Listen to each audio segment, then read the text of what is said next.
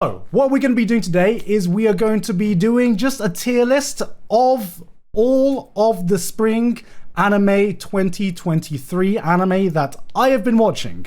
The reason I didn't do winter is because, I'll be honest, I didn't actually watch a lot of the shows because winter kind of sucked. You know, winter kind of sucked. So we're just going to be going through the fall, not the fall. Oh my god, my brain. Okay, wake up, brain. Wake up, wake up. We're just going to be going through the spring anime, and we're just going to be doing a basic tier list. Now, I do normally want to wait until the season has ended before I do a tier list like this. But this month is going to be a pretty busy month for me. So I wouldn't have too much time to do it at the end of the month. So I'm like, fuck it. I'll do it now. Otherwise, I'm never going to get a chance to do this stream, you know, in the future. Now, I'm not gonna lie, guys. I wouldn't lie to you. I'm completely honest. I haven't seen all of these anime. That's a lot of fucking anime. Look at that list. Look at how many anime are airing in a single season right now. Every one of these shows is a 12 to 13 episode show. I can't fucking watch all of these shows. That's too much even for me, and it's my job to watch anime. So if I can't watch it all, I don't expect you guys to watch it all either. I expect you guys to be a little bit. I expect you guys to be a little bit more picky. But I have been. I have the STD instead. All I need is you, my avatar. Oh, wait, what the fuck? Hey yo, where the fuck did that come from, bro? Valentine's Day was like 3 months ago. You're a few months late, man. But thank you. I'm sure you can send that to your crush next year. But I have been watching quite a lot, or if I haven't been watching it, I've read ahead in the manga. What can I say? That's the same as watching the anime, right? So let me go through what I haven't been watching. I haven't been watching Aegis. I haven't been watching this show. I haven't. Okay.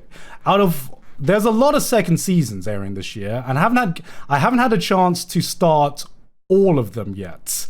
Even if some of them I do want to start. I haven't heard a lot of people talk about the King's ranking, the King's ranking spin-off, but I did plan to watch a few episodes of that, but I'll be honest, I haven't heard a lot of people talk about it, which is why I haven't started it yet. What else haven't I watched? Have not been watching Eden Zero. What can I say, guys? What can I say? Have not watched Idolmaster. All right, guys. Is anyone surprised? Is anyone surprised I haven't watched Idolmaster? Is there a single person in chat that is surprised about that? Haven't been watching Opus Colors. Nor have I been watching Mix. I think this is a baseball one. A lot of these are second seasons. Kuma Bear 2. I did not watch the first one. Same with Tokyo Mew Mew. I think that's the majority of them. There might be one. Oh, okay. Haven't watched.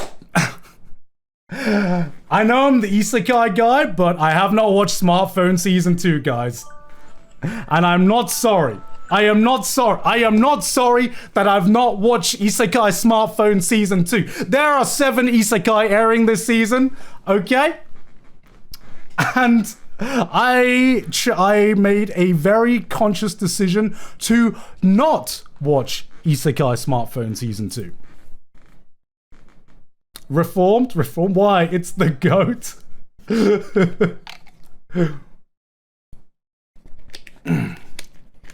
Okay. But oh yeah, I haven't watched Pokemon as well. Is the new Pokemon even worth watching? I'm not. What the fuck is this? Okay. That's still okay. So my god, a lot of these I haven't even heard of. What the fuck is this one? Can anyone recognize this one? End with Andes. Candies nuts in yo mouth iron mouse KEK. What?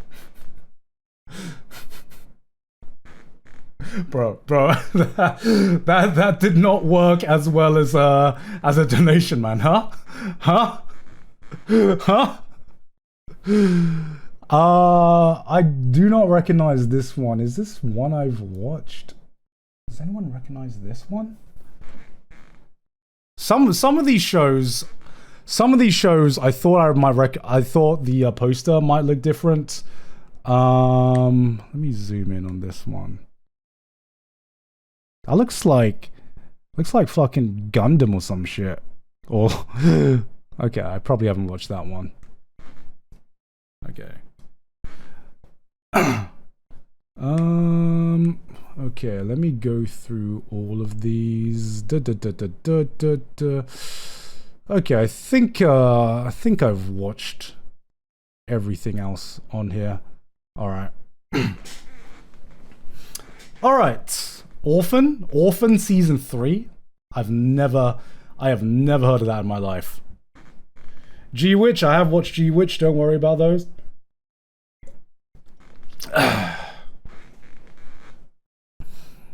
Okay, starting off with, let me make sure I get the names of these all up so I pronounce them correctly. This one's the Terrace one. What is the full name of this one?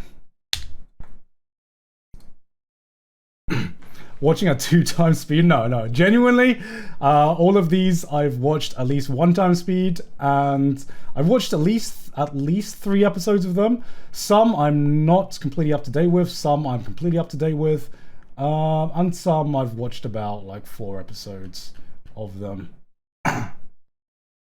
Seasonal anime. What the fuck was the name of this? Terrace something, right? This was Terrace something. The Café, Terrace, and its goddesses. Okay. Booby Cafe. I don't remember the name for this one. All I know is that this is harem anime number 69. This time they run a cafe and it has Terrace in the name. That's what I remember about this one. It's you know, I miss when harem anime, you know, I've clowned on quintessential quintuplets before in the past, but it has a fucking catchy name. I'll give it that. This is surprisingly one of the only ecchi anime of the season. And you know what? I came into this thinking this was gonna be some trashy harem rom-com with, you know, a lot of ecchi scenes and a lot of slip over, main character sees panties and stuff, but you know what? It is, but it's not that bad. Hold up, gone, ads. All right, you know what? Let me take a quick toilet break anyway, because you know I'm the toilet master while you guys have ads, so I'll be right back anyway. Whoops.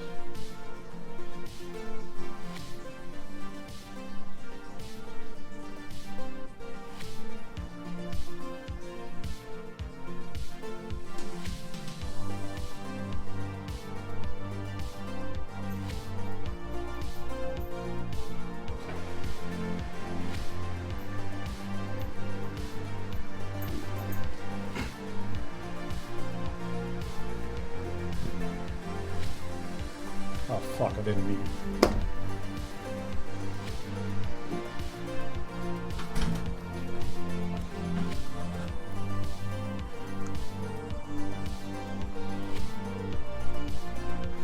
Yeah, guys, you didn't hear that. You didn't hear any of that. Don't worry about it. Don't worry, guys. Yes, I went for a toilet break, like I said. All right. This cafe anime will do things for someone in this generation, like what Love Hina did to me in high school. Okay, I was actually going to say. Okay, part of the reason I like this one is because, not gonna lie, kind of reminds me of Love Hina. Okay, it kind of reminds me of Love Hina. It gave me a lot of good nostalgic vibes in terms of just being a teenager again and enjoying a trashy harem. But what I actually liked about this was the main character. Okay, the main character feels a little bit more interesting than your Keitaros. Okay, because I love Hina. But Keitaro was a little bit of a wetbag of a protagonist for a lot of it. It was only up until like volume fucking 10 or some shit that he started to change. You know, the main character's a little bit rough around the edges, but he shows up when he needs to. When he needs to, when you have those little moments where he just takes charge and shows that he is like a good person at heart, that's what really sold it for me. And the girls as well. Okay, so this is your typical harem where a lot of the girls are tropes, but something about them feels a little bit more grounded. Yes, they have your typical. Yes, you have your typical tsundere, quiet girl, shy girl, all that kind of like bullshit that you see in harem anime. But I did like that. It seems like they are putting more. Like they're giving like a taste that there's going to be actual character development between all of the guys and girls, between the girls and the guy, and it's not just pure fan service, but there is there. So I actually really like this one. Is there anything about this? I feel okay. Here's my only issue. I do not know why so far you would watch this over something like Quintessential Quintuplets. I think that's the better harem anime that I think they both come from the same studio, and Quince hasn't ended yet in terms of the anime, so I would recommend Quince over this. But from what I've watched of Café Megami, is it Megami or Megami? Megami no Café Terrace. Oh, the Café Terrace and its goddess. All right. I am going to give this one a B. Just because, guys, it's Love Hina. When I saw that he was coming back home to take care of a shop that his grandma owned, I was like, oh, this is it. This is a good one. It's a good one. I'm getting nostalgic flashbacks. But yeah, really enjoying this one. I did not think I would enjoy this one as much as I did. But honestly, good show. Okay, this is Yabai Yatsu. I can't remember. The Dangers in My Heart. Right? The Dangers. Really enjoyed this one. Puts it at a B. The reason I'm putting it at a B is because you will see there are some really fucking strong contenders this season. B to me is actually pretty damn good. A is really good, and S tier is like God tier. And there are actually like 1 or 2 God tier shows this season. But yeah, B is not bad. B is like a solid show. Which I am also going to give to this one. The Dangers in My Heart, I feel, would be A for a lot of people. It's okay. Watching this as a critic, I can see that, like, objectively, it is one of the best romances airing this season. It is definitely awoken something in me in mukbang waifus. The main girl in this, why is it when the main girl is eating something or chewing something, it's so goddamn cute? Why Why is that? Why is that, guys? Why is that? It's so cute. Awoken something in me. Okay, when I say awoken something in me, I'm like, God damn, that's fucking adorable. You know when sometimes you watch an anime and they give the girl, every girl needs a cute fucking trope to make them stand out from the rest. And it's gotten to the point where, like, sometimes you see this one trope a million fucking times. You're like, okay, I get it. You do this. Main girl does this. Main girl's a bit shy. Main girl does this.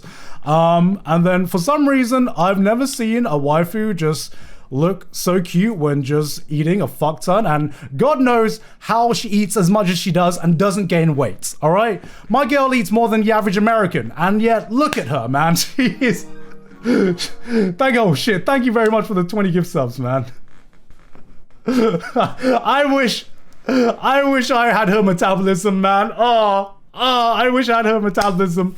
You know what? I'm gonna say it. You know, when she's we'll see if she can maintain that weight when she hits like 27 and her metabolism starts slowing down.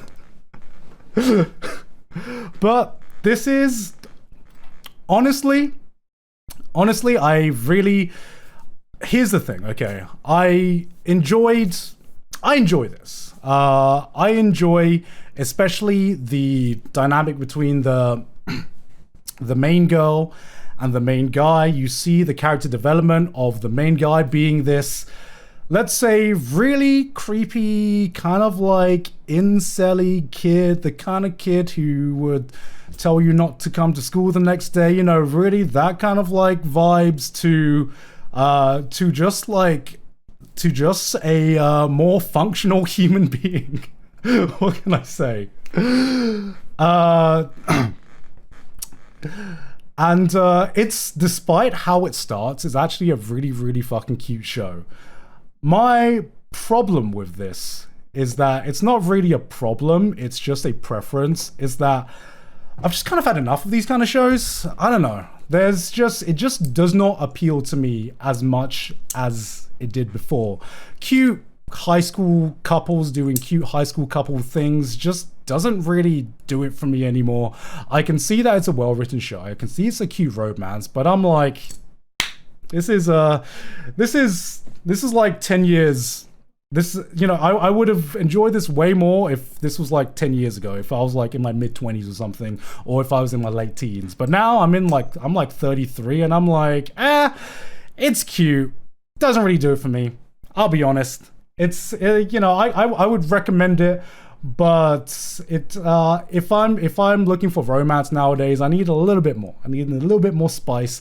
I need a little bit more than just cute high school couples doing cute high school couple things. As much as I find the girl eating stuff very, very cute, that was actually one of my main draws.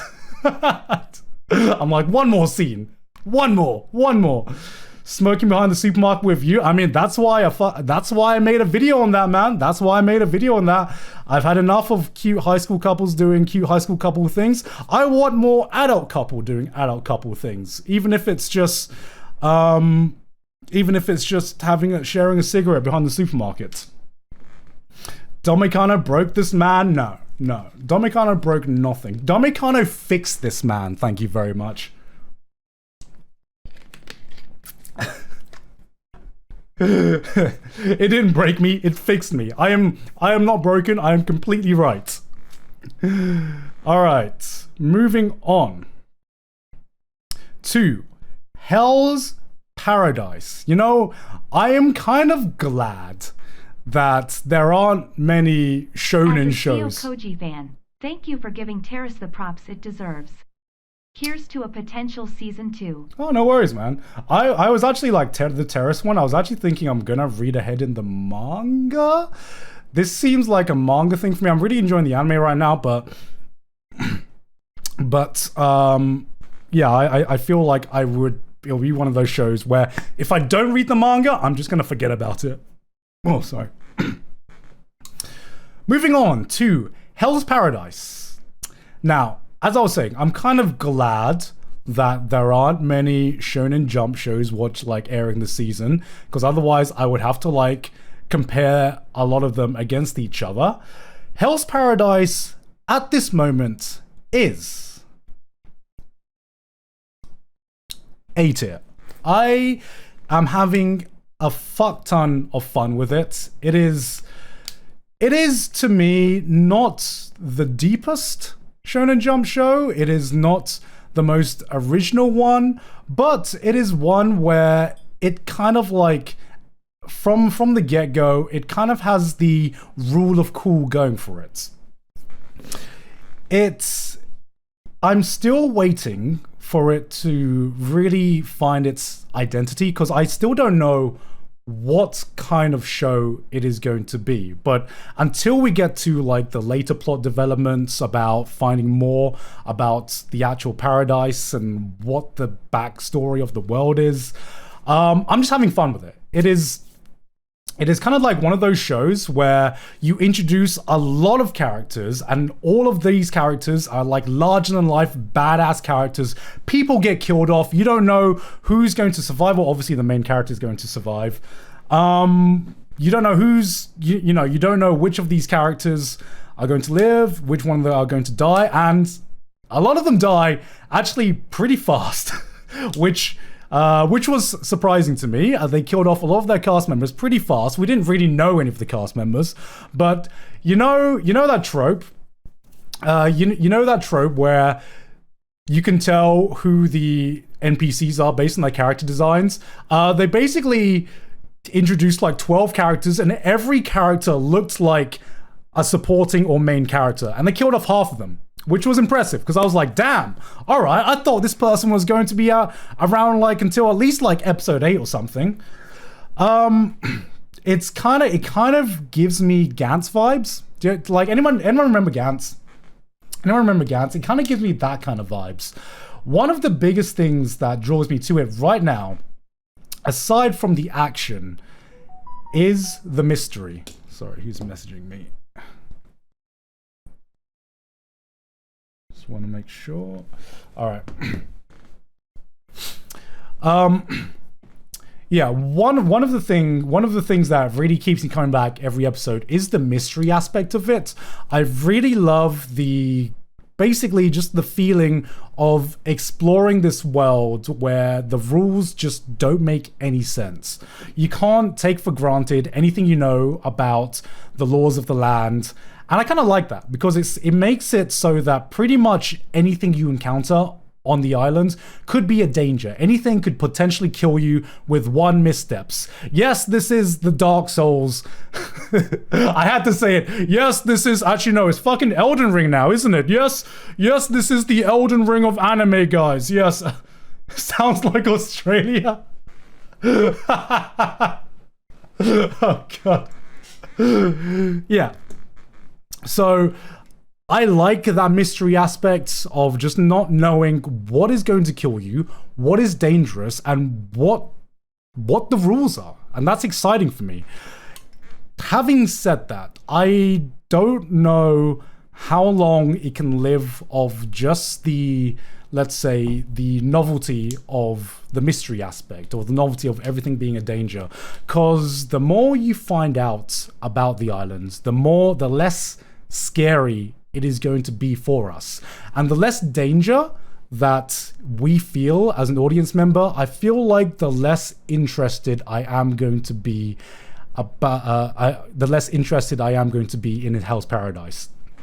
That's my gut feeling, because I don't find the characters particularly interesting. They are interesting enough. They are cool. Some of them are quirky, but but so far, none of the characters have really like grabbed me and got me invested in it.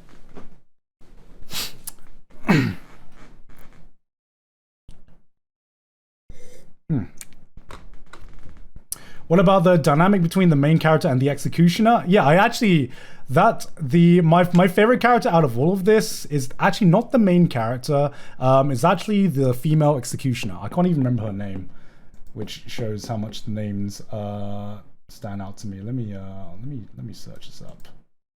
Sagari. oh yeah, it is Sagari.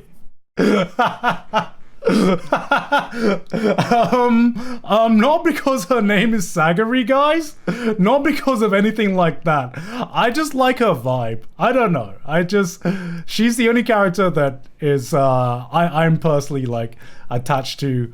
I like seeing her development, but yeah, it does this thing where, I don't know, here's the thing, right? I have a feeling, anyone who's read the manga, please don't spoil it for me. They do this thing, which I kind of have gotten tired of, where they show the backstory of a character just before they die, and I'm like, okay, it's here it is. Okay, ooh, sad backstory. Oh no, they're dead. I feel sad. And I'm like, I mean, I wasn't really invested in them while you were showing the backstory, and not really invested in them when they're dead. And unless you're bringing them back, I feel like I would have just preferred to know more about the characters that are still alive, rather than just killing off your 7th badass looking character and giving him a sad backstory. Demon Slayer script, yeah, I mean, Demon Slayer has the hype for its fights around it, but as we'll save my opinion on the new Demon Slayer when we get there. But for now, I'm still very, very much enjoying Hell's Paradise. It is an A. I don't know how long I'm going to enjoy it this much. It's going to take to, I think, the end of the season for me to fully form my opinion on what kind of story this is going to be. But right now, I'm still having a lot of fun. All right, moving on to my home hero. This one, I feel like this one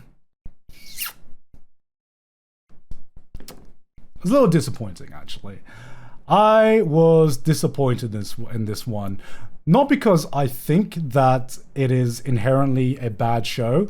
I just think it's the most mediocre fucking adaptation I've ever seen in my life.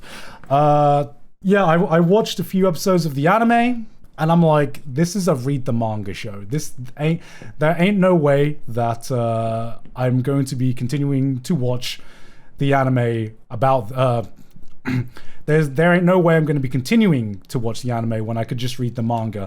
And I think I've made the right decision. I ended up reading further ahead in the manga, and it still is kind of enjoyable. I haven't fully sold myself on it yet.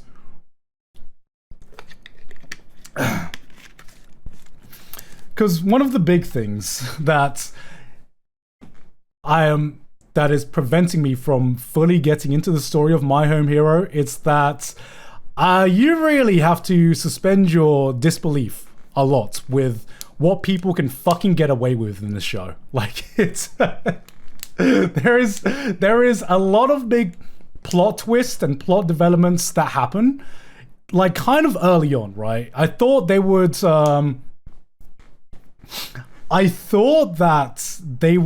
it would be a lot more of a slow burn than what it actually is. Am I drinking oil or what? No, don't worry. I am drinking green tea, my good sir. I thought they would do like the murder mystery, kind of like the cat and mouse game, a little bit more. But some pretty big plot developments happen pretty fast, and I'm like, how are they gonna get out of this conundrum that they've gotten themselves in? And none of them, I just feel like it kind of makes sense in the logic of its own world, but at the same time, I can't actually imagine humans acting this way. You know, I can't really say my proper opinions without just straight up spoiling some things that happen. But yeah, I don't know. I feel like it's trying really, really hard to have like a really big plot twist or plot development every single episode, every single chapter. And then everyone's like, okay, let's just forget what happened in the previous chapter. Don't worry about it. We did some pretty big stuff. We're not going to call the police. We're going to pretend that didn't happen. And then we're just going to move on with our lives. Please no spoilers. Yeah, please no spoilers so I can read the manga. Yeah, I won't spoil it. I won't spoil it. And like another thing, the main couple in this, I can at least just tell you the plot synopsis. So it's basically a murder thriller where a married couple, a father and a mother, accidentally murders their daughter's boyfriend, who happens to be in the Yakuza, and they have to hide the fact that they murdered a Yakuza member from the Yakuza and everyone involved. And my guy knows way too much about how to get rid of a dead body. This is sus as fuck, man. This, like, number one, my guy's been watching too many like true crime documentaries or fucking Breaking Bad or some of this shit, because he's like, I know exactly what to do to scientifically and most efficiently get rid of a dead body and get rid of the smell and get rid of the evidence. I need this amount of time. I need this amount of I need all of this equipment. He knows everything because, guys, he's a mystery author. He's a mystery author, okay? That's not even the most sus thing about this entire situation. Because throughout this entire thing, his wife walks in on him, finds out he's just killed a man, doesn't ask any questions, and is like, honey, I'm with you all the way. Honey, we're hiding this body. Don't worry about it. I'm not going to ask any questions. I'm not even going to question that you've just murdered a man. You've just murdered our daughter's boyfriend right in front of me. I'm a ride or die bitch. I'm with you all the way. I'm like, holy shit. Holy shit. And yo, this couple is fucking ride or die. To find their way to like to get their way out of suspicion from like the Yakuza, they have a fucking Light Yagami Death Note style breakdown of like everything that could happen and everything that they need to rehearse before anything's even happened. It is like, fuck. Yo, what kind of couple is this, man? What kind of couple is this? Heisenberg could never, man. Yo, Breaking Bad would be one season if this was the main couple. Would Sydney help you get rid of a dead body? No comment. No comment. I'll just hit up my Redkid. Yeah, I'll hit up my boy now. I'll hit up my boy Nigel. He'll know what to do.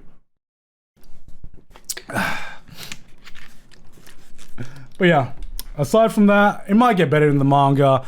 It's one of those shows where I read it because I don't have anything better to do. I'm waiting for it to pick up. Maybe it will, but yeah, I wasn't super sold on like the first 25 chapters. All right, moving on to Heavenly Delusion. I believe that is the name.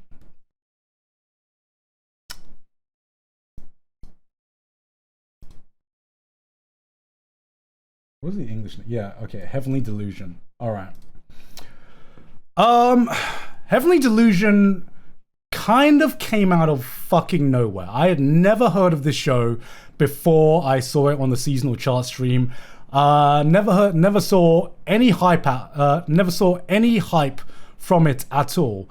And it is far and beyond one of the best fucking shows this season. Holy shit. I actually think this is the highest production show this season.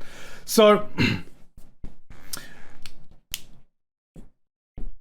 it is movie quality animation at points. I truly believe that like this, who's animating this for me? Who's animating this? Production IG, right? Production IG. This is one of Production IG's best looking show. Like, period. This is one of their best looking shows.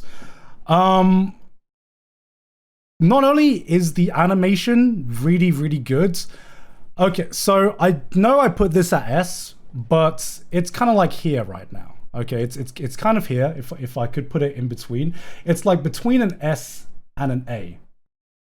Because they're still cooking. They are still cooking. I don't know everything that they are cooking in this show, but what they've cooked so far has been pretty damn tasty. We've gotten the starter, and the starter has been god damn, that's been a good starter.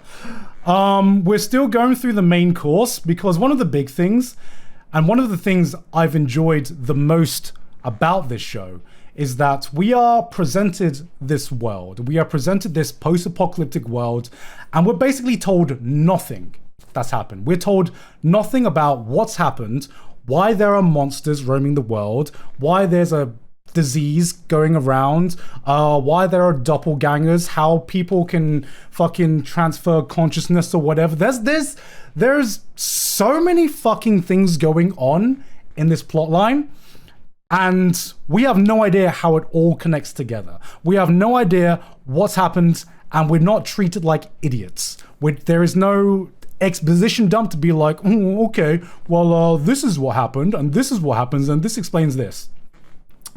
And I fucking love that. I love it when a show doesn't treat me like an idiot. It shows you a little bit at a time. It shows you what you need to know. It introduces you to a little bit of its world, a little bit of its characters, and bit by bit, you slowly start piecing it together. The reason it is not fully S tier yet is I'm still waiting for it. I'm still waiting to see how it all connects together, how it all comes together, because that's going to be a very, very important aspect to me. Because the only downside I have with this show so far is just the amount of things that are going on, the amount of characters that we jump between.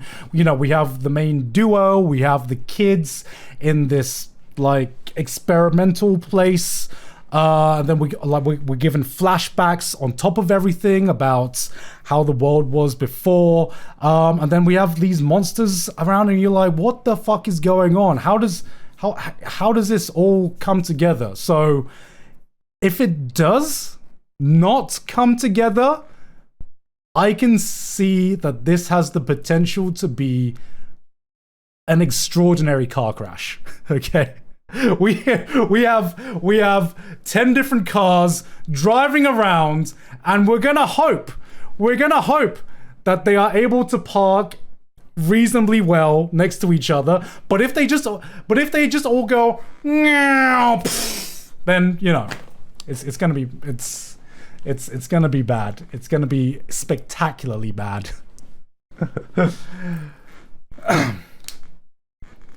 Just jinxed it? No, man. Just okay, because there is one show that I think it's mostly the kids. I think it's mostly the arc with the experimental kids, but there is one show that this kind of reminds me of in terms of the vibe. Darling in the Franxx. Kind of. It's got no mechs, but it just had a lot of different elements coming together, and that one did end up as a car crash. But you know what?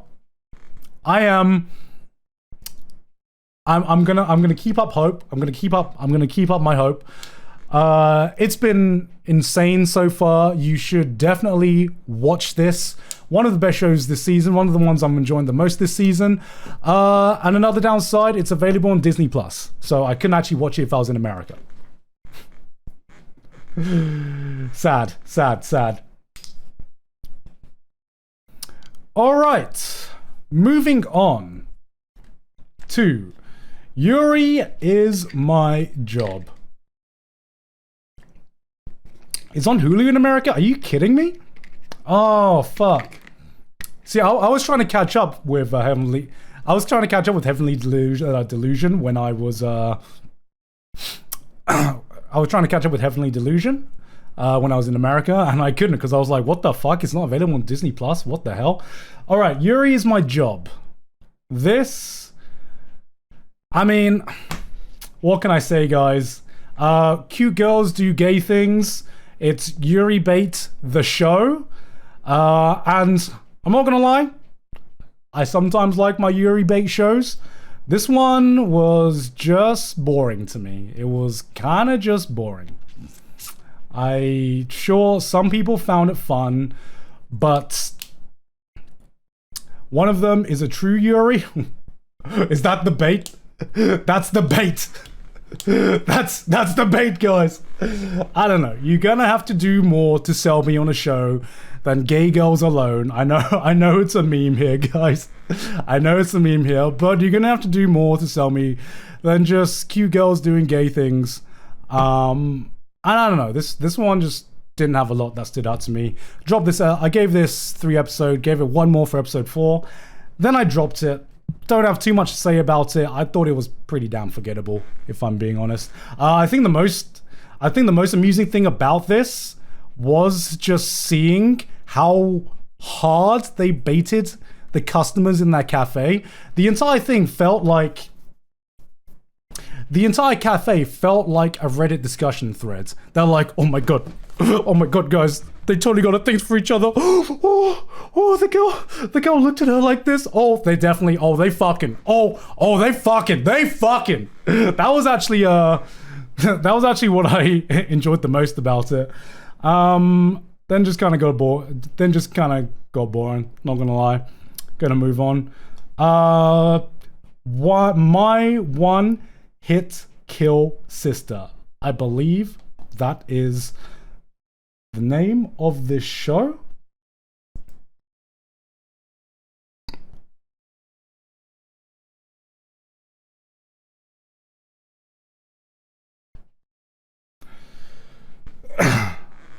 All right. My fellow men of culture.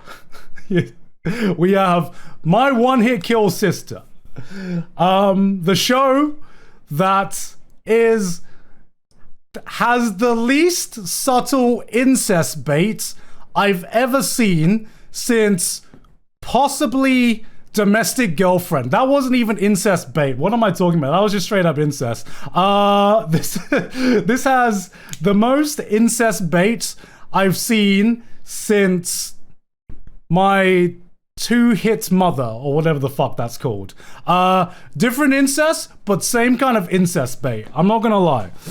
The sister is not subtle at all with having the hots for her brother. In fact, this sister fucking suicided for. This is the only girl I've seen that is suicided for incest. All right. I have a really fucking hard time. I have a really hard time rating this one because it is bad. It is bad.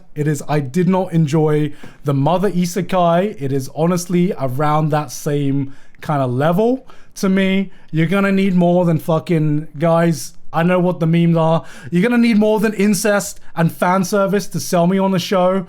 But holy shit, why do the action scenes go so hard? Why does the animation actually go hard in this one? Why? Anime? Why this one? Why did you decide to make this one look so fucking good? I don't understand. I don't understand. Yo, could have gone to anything. Could have gone to Lucifer and the Biscuit Hammer. Could have gone to that. You could have made that one amazing animation, but no. You give it to the fucking sister isekai. Anime, why are you doing this to me? Why are you doing this to me, anime? I want to hate this show completely. But I have to admit, the action scenes do go pretty hard in this one.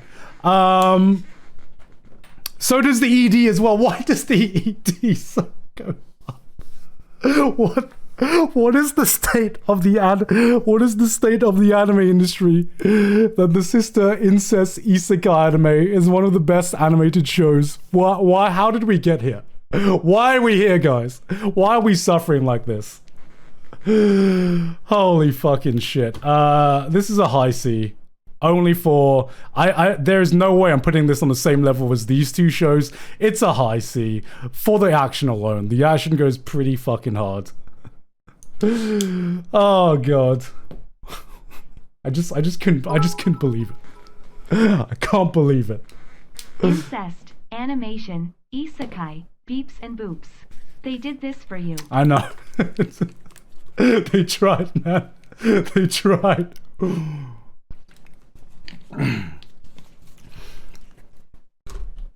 Alright. Tonikaku Season 2 has just been more wholesome married life fun. I don't know. I don't have too much to add on this. I don't have too much to add on this compared to the first season. It's more just like really, really wholesome. It's just like wholesome romance. It's kind of like there's a lot of romances like this that are coming out now that I think do it right. To me, it's on the same level as something like Horimiya. It doesn't have to have like too much drama in it. It doesn't need. I don't always need the spice. I don't always need the spice for my anime, guys. I don't always need the spice. I'm biased as well. You know, like this show is also cute, but this show has a married couple. Guys, who relates? Who relates, guys? Couldn't be me. Couldn't be me, guys. Couldn't be me. Married couple, the anime? Oh, I wonder who they're trying to market this towards, guys. But this is less of weebs. Hello, my fellow married weebs. This is more of weebs. Get fucking married. Weebs, go out and touch grass and get married because you're gonna have a nice, wholesome life. All right, make babies. Give us babies, please. Give us babies. Japan is suffering right now. just please. and that's his basic show. Yeah, it's just a nice wholesome romance. I don't know what to say about it. Moving on to what the fuck is this one? What is this one? I can't remember the name of this one.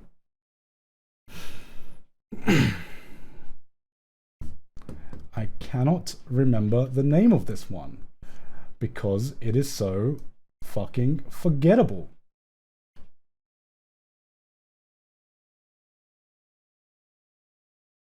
There's no way it's this high. Oh my, why is this so high on the popularity list compared to some other shows? What the fuck?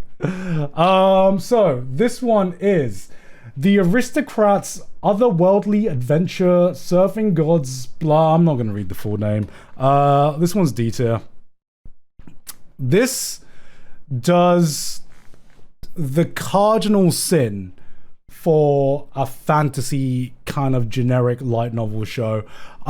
It is completely fucking forgettable. It is completely generic. It's not even entertaining bad. It's not even like entertaining bad or entertainingly trashy. It's just meh. It's meh. It's not even mid. It's meh. We found a rating worse than mid. Meh. Meh. Yeah. And I feel like that is the worst rating you can give an anime. Because even if something is bad, I feel like there is inherently some value if something is like super bad. If an anime is like really, really bad, there is some entertainment to come from that. There is absolutely nothing. The worst thing an anime can make me do is feel nothing. And that's what this anime did. So that's going to be our first D for the day. But that is not the worst show. I haven't actually watched this one. That is not actually the worst show of all, because it's this show. Genuinely think the Kizuna Eye anime is the worst airing show of the season. It's awful. It's really, okay, it's not like I said. It does exactly the same thing. It's not bad. It's even more meh than the aristocrat isekai. Except the thing that's worst about this is that I actually feel like the concept has potential. I feel like a VTuber Academy could be like a VTuber Idol Academy. Could obviously be interesting if done right. You know, you have a different angle you can take from most other idol shows. You have like the VTuber aspect, but they don't do anything with that. And the best animated shows, the best animated scenes in this show are the fucking MMD dancers. How does the VTuber 3D models look better than most of your shows that you actually paid for? You know, it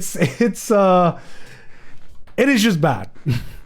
And they could have gone 5-head and actually announced the VTubers that are in this show and announced them as actual real VTubers, which I thought could be a possibility. They didn't do that. They didn't do that. It's just a bad show. It's I think the worst show that's airing this season.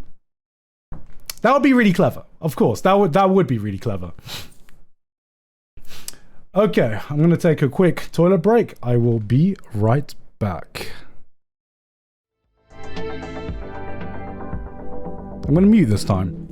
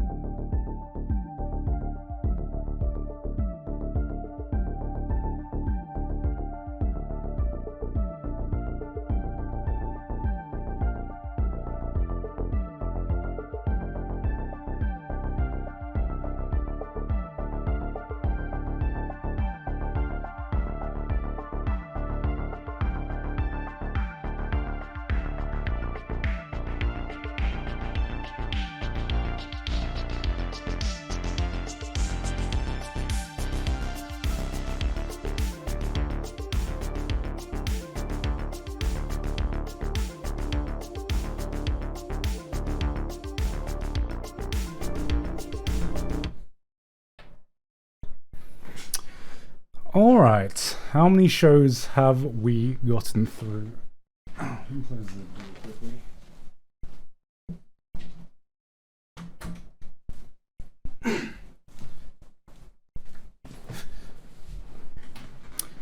We've gotten through 10. All right, how many do we have left? 1, 2, 3. 1, 2, 3, 4, 5, 6, 7, 8. Okay. I know you're done talking about it, but the Café Terrace and its goddesses opening freaking slaps. I found quite a few good songs this season. Actually, there's been a lot of good openings this season. This season has been the season of absolute banger openings.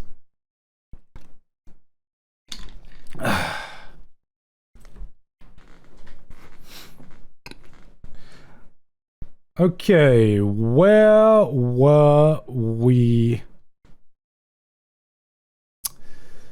Shinda? Yeah, okay, let me talk about that. let me talk about that because this had a banger opening. Where is it? Where is?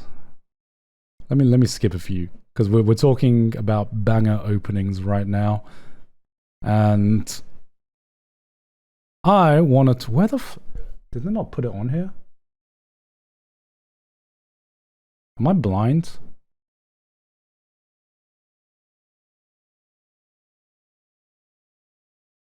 Oh, here it is. I don't know why I went backwards there.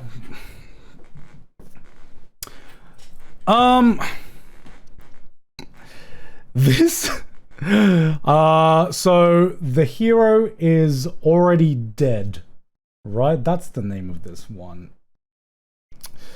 Legendary hero, the something, oh my god. Something with hero and something with dej and something with, it doesn't fucking matter.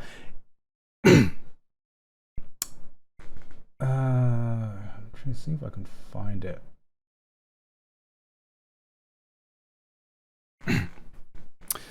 Okay, so first impressions of this show was actually really fucking good.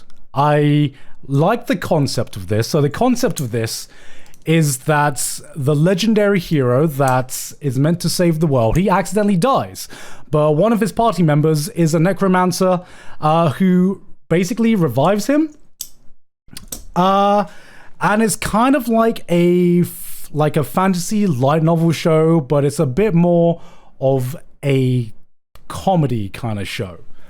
And I really like the concept, and unironically, the opening is one of my favorite openings to air this season. The opening was the best part of the show. The opening was the best part of the show. I gave it a few more episodes after that, but I was trying to find where the comedy was in all of this. I wanted to really like this show, mostly because of the opening. Let me just talk about the opening, okay? If you're never going to watch this show, which you're probably not going to, just watch the fucking opening. That was the best part of this show. It was just far the comedy. You know when you watch a comedy anime and the comedy is just typical anime bullshit where there's a girl who gets naked and that's the punchline.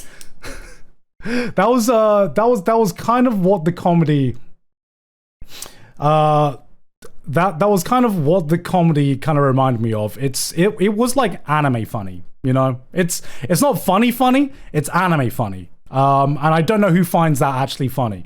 This one gets a low C just for the opening. If this one gets a C for the animation, this one gets a low C for the opening. The main girl kind of reminded me of, what's that girl from Fire Force? The one that is just naked all the fucking time. You know, you have to do a lot. Tamaki, you have to do a lot to make me roll my eyes at fan service. You know, if I ever complain about fan service, there's probably going to be a small sector of people that are like, I can't believe Gon complained about fan service. He's a changed man, you know? I thought he was a man of culture like us. But here's the thing. I fucking love fan service. I fucking love good fan service, alright? I am a man of culture. But if the fan service does nothing from the show, in fact, if the fan service is the butt of a joke or detracts from other cool things that could be happening with the show, it pisses me off. And it makes me roll my eyes to be like, really?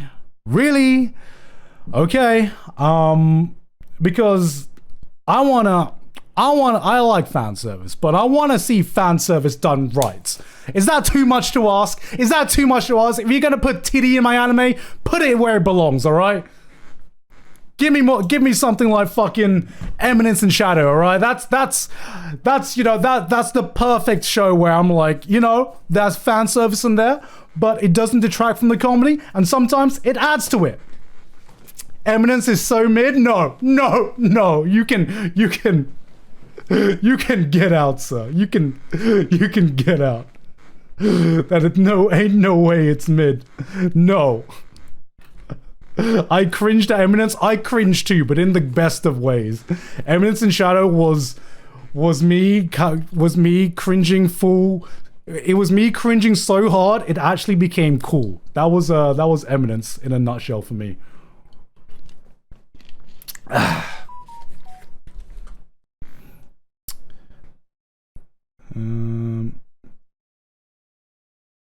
Okay. All right. Okay, moving on. What is this one? Did I watch this one? Did I watch this one? I don't think I watched Blue Orchestra. Did I miss this one? Did I accidentally miss this one? Aoi Orchestra? Fuck. Oh, I was gonna watch like the first few episodes of this and I completely forgot. I tell you what made me forget about this. I watched the trailer and it looked pretty average, and it aired pretty late, so I ended up not watching it. It's meh. It's meh. Well, looks like I haven't missed much. So that goes there. Dead Mount Death Play. So, this one was a fucking curveball of a show. I had no idea what to expect from this show. It is... And I still am not too sure what... like, where the story is going. But... Can I spoil episode 1? Fuck it. Episode 1 starts off like your generic fucking isekai. I thought it was going to be your generic isekai fantasy. I kind of like zoned out a bit, and then and then it hits you at the end with this twist where the main character in Dead Mount Death Play is basically the final boss of this fantasy world, and the way it portrays it at the beginning, it portrays it to make you think that the protagonist of this fantasy world got isekai'd to the real world in modern day like Shibuya, and then he wakes up in the body of a young boy, and he's already been murdered once by a yandere girl, and I thought it was going to be some kind of like death game. I thought it was going to be like some Mirai Nikki death game kind of show. The more I watched, and I did also read further ahead in the manga, the more I realized it is not that. It is not that at all. I don't even know why they spent so much time building up this isekai aspect of the main character, because it is more similar to... I would actually hazard to say it is right in the middle between Bakuno and Durarara, all right? Which makes sense because it's from the author of both of them. It takes place in a modern setting like Durarara, but I think the characters in Dead Mount Death Play are all like kind of like larger than life like they are in Bakuno. It is just fun. It's fucking fun. And in the first arc, which I actually think the first arc is the weakest arc, the first arc you have much of the focus on the main character, that's on the final boss that's been isekai'd, trying kind of like finding his way around modern day life. And then as the story goes on, more batshit crazy, more crazy characters get introduced, and then instead of everyone being introduced at once, you get introduced like one at a time, slowly but surely, which I think actually is a good thing, because one of the big drawbacks of Bakuno and Durarara is that you're introduced to like 12 characters all at once, and all of them seem insane.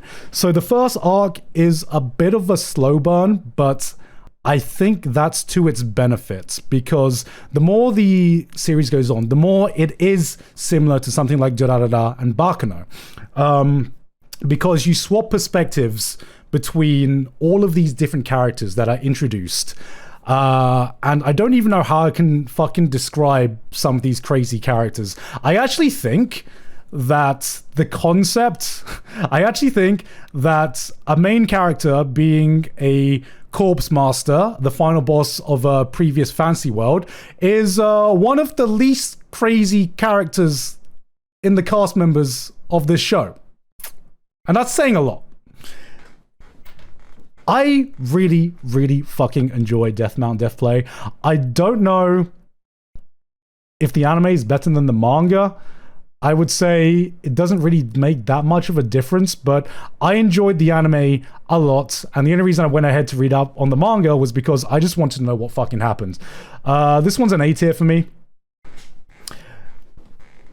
I genuinely, if you like Bakuno, if you like Durarara, which I do, this is more of the same. And I genuinely believe that. It is not an isekai. It's not the isekai you think it's going to be. It's not an edgy death game like you think it's going to be.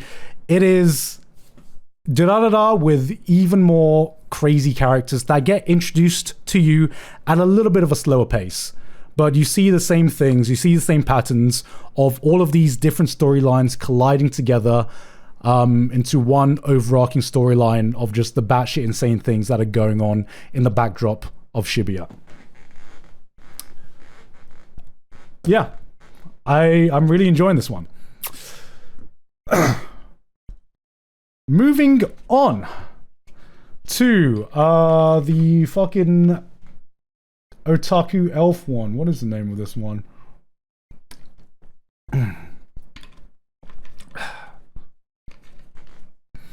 What is he saying, lol? Death Mount Deathplay. Okay, another thing. Don't get put off by the name. I don't know if he intentionally made it super cringe and edgy. It is not. I mean, it is edgy, but I don't think it's cringe. Edomae Elf. I think it's this one.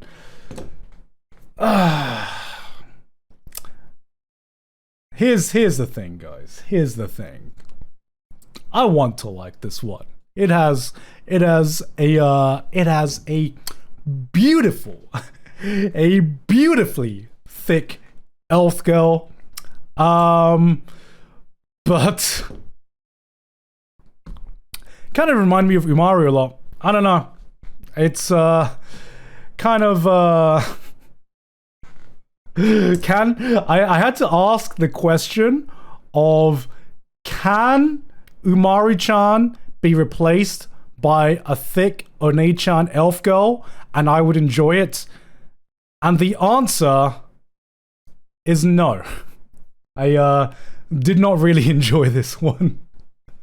I was like, if I don't enjoy this one with this as the main girl, there's absolutely no chance. There's no chance I'm going to enjoy this one. Yeah, I mean, if you enjoyed Umaru-chan, if you enjoy just watching the millionth otaku waifu, how I like to put this is there's a category that is just neckbeard waifus. She's a neckbeard waifu. If you're gonna want to watch something like this, I think the better neckbeard waifu was what was the neckbeard waifu of last season? I think it was Onipan. they're all the same to me, man. They're all the same to me. I can't remember. I can't find it. I'll look at it later. Onimai, that's it. Onimai. What's a neckbeard waifu, you may ask? A neckbeard waifu is a hot female gamer that does nothing but play video games and doesn't leave the room, is an otaku, but is somehow the hottest girl you've ever seen in your life. That is the neckbeard waifu. She's just like me. All right, moving on to Skip and Loafer.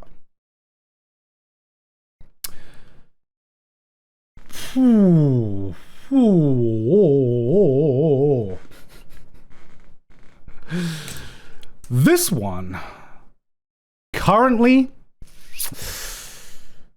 is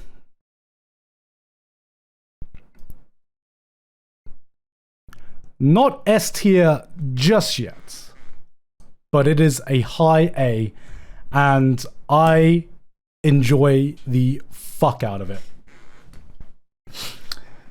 It's one of those shows I didn't expect to like this much.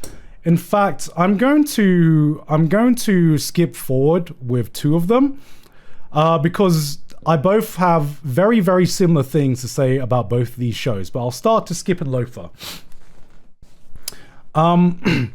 So there has been few shows that I feel have such authenticity to them, and Skip and Loafer is one of those shows. It reminds me of kind of like the best part of your teenage years, the best part of just adolescence and youth. It's just you come out of every episode feeling so fucking good and so wholesome, and I don't even fully understand why or how it's hitting so hard. Something about the vibe of this show just hits that Kokoro, man. It hits that Kokoro. If I had to try and put it into words, do you remember back in your high school years? I didn't even have the best time in high school, the best time in like middle school, but there are some moments in my high school years where I think back to and I'm like, damn, I missed the time when my biggest problems was trying to get my crush's attention and trying to pass my exams and that weird thing I did in class. I missed the times when those were the biggest problems in my life. Because at the time they did feel like problems, but you look back and you're like, fuck, none of that shit actually mattered. But I missed that. I missed the innocence of that. That is this show in a nutshell. You see teenagers just being teenagers and not this kind of like slice of life anime-esque moe teenagers where everyone's joining an after school club and shit like that. You're just seeing teenagers trying to adapt to high school life, and it's just a fucking vibe. You know, they deal with small issues like how to make friends, being friends, like getting your crush's attention. They deal with problems like that. They think it's big problems. You know it doesn't matter. You know it all gets resolved in the end. You know everyone becomes friends, and it's just like, you can't help but feel good after every episode. How can I be nostalgic if my high school life was hell? Yeah, I mean, my high school life wasn't the best as well, but like I said, there were some points I look back on. Yeah, there are some episodes where I don't know why. Sometimes, do you ever have a moment where you kind of feel like you want to cry and you have no idea why? You just kind of feel like warm, like the warm fuzzy kind of emotional, and it's just like a single like tear where you like smile and you just feel like your eyes like watering up or something like that. That's kind of like the feeling that this show gives me. It's such a good, I don't know, it's such a good vibe, such a good show, and every episode just leaves you with the warmest feeling you could possibly ask for. And I'm not 100% sure what their secret is. I just think PA Works have given this adaptation exactly what it needs. It's not gone like amazingly above and beyond with this animation or anything like that, but it's still pretty damn good. And that reminds me a lot of Insomniacs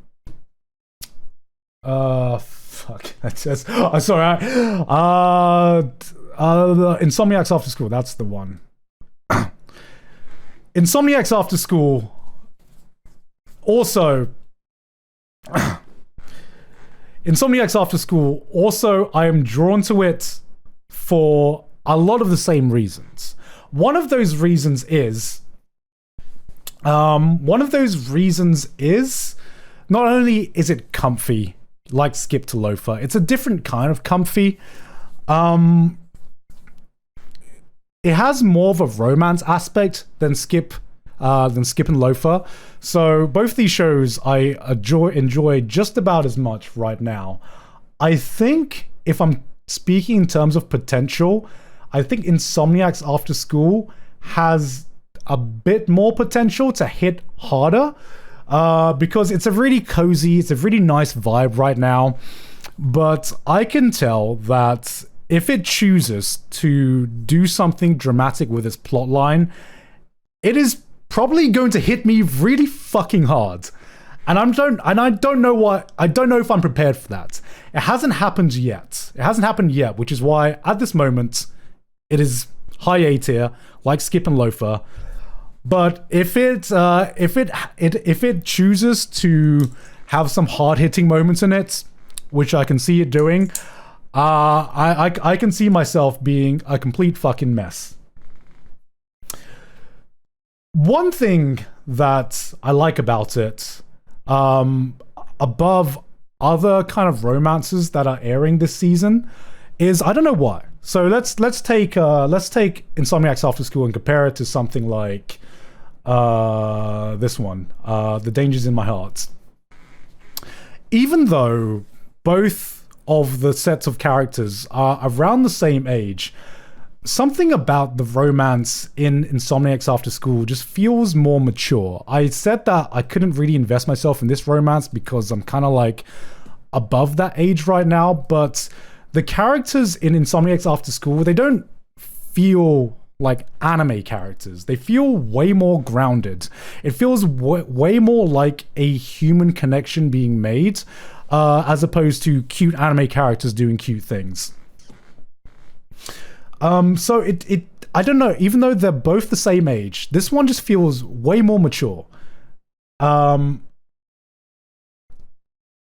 They don't feel like archetypes, you know what I mean?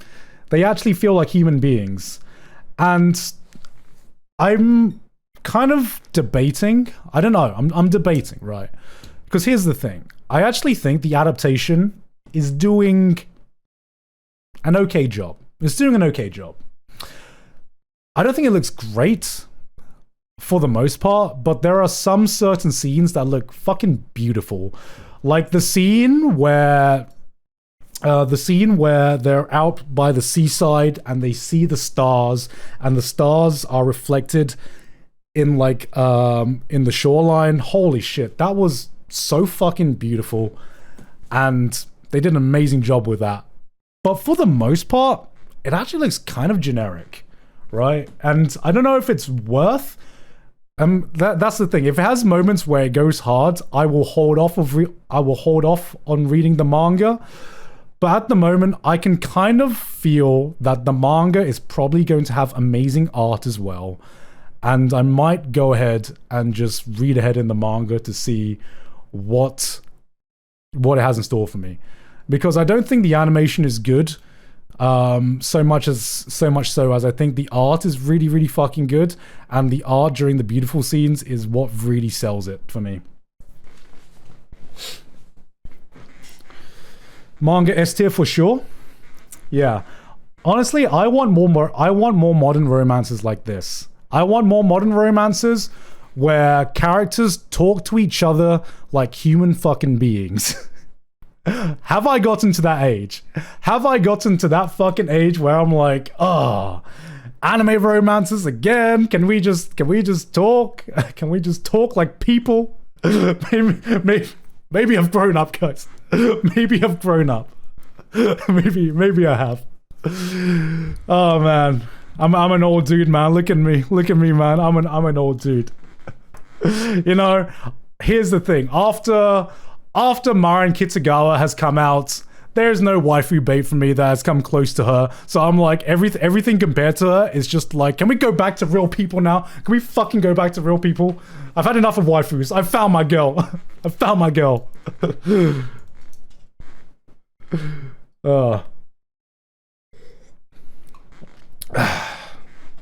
Moving on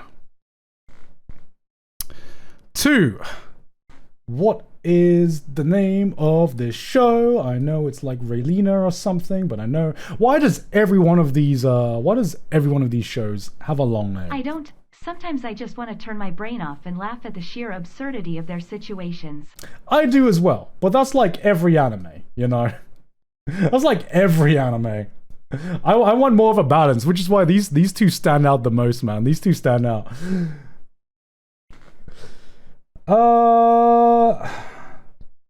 Okay.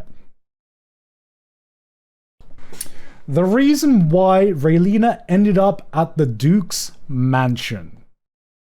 So, this one is kind of another... Oh, it's Rayliana, sorry. I don't know why I said Raylina.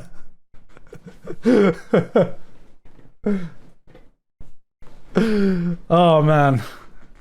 Whoopsie daisy.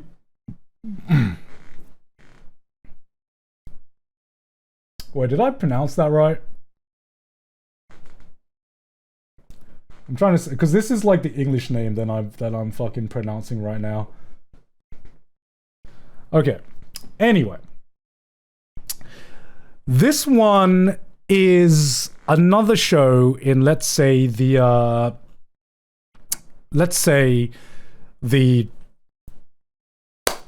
what's it called? Villainess. This is kind of like another anime in the Villainess show.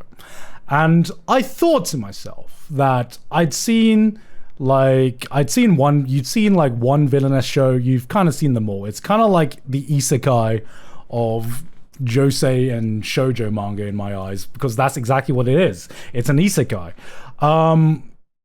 But you know what? I really fucking like this. This is probably my favorite Otome Isekai show I've watched. It's like a low A for me right now, or high B. Somewhere in between. I came into this thinking I was going to drop it at episode 2. And I'm just really enjoying the fuck out of it. Because one of the things that stood out to me about this, compared to every other Villainess anime manga, so it's kind of like the same concept, where, you know, the main girl is reading a novel, and then she gets killed, and then she gets isekai'd into that novel. She gets isekai'd into that novel as a supporting character. And she knows that the supporting character's death is what starts the event of the novel that she was reading. So she has to do her best to try and stop her death and everything like that. Kind of similar to a lot of other Villainess manga that we've read. What I really liked about this is that it felt like the stakes were higher than other Villainess manga. Like Bacarina, what's the main name for fucking Bacarina again? Or Villainess, oh for fuck's sake. All of these names are shit. Villainess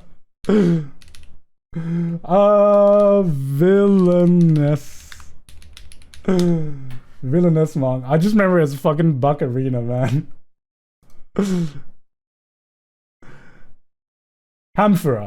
Hamfura, that's it. Whatever that is. The main one the main anime that started this trend off. I think this is what I wanted that show to be, because it feels like the stakes are high. I really like that the main character of this show, instead of it being more like comedy based, like I'm just gonna call it Bacarina for now. Instead of being more comedy based, like all routes lead to doom, which I felt was more lighthearted and comedy. This one actually feels like the stakes are a lot higher, which it really like should be, because if she doesn't get this all sorted, she's going to die. The stakes should be high. And I really like that it felt really strategic. The main character went out of her way to be really active with the planning and executions of her strategies to try and stop her death. It really felt more like a drama.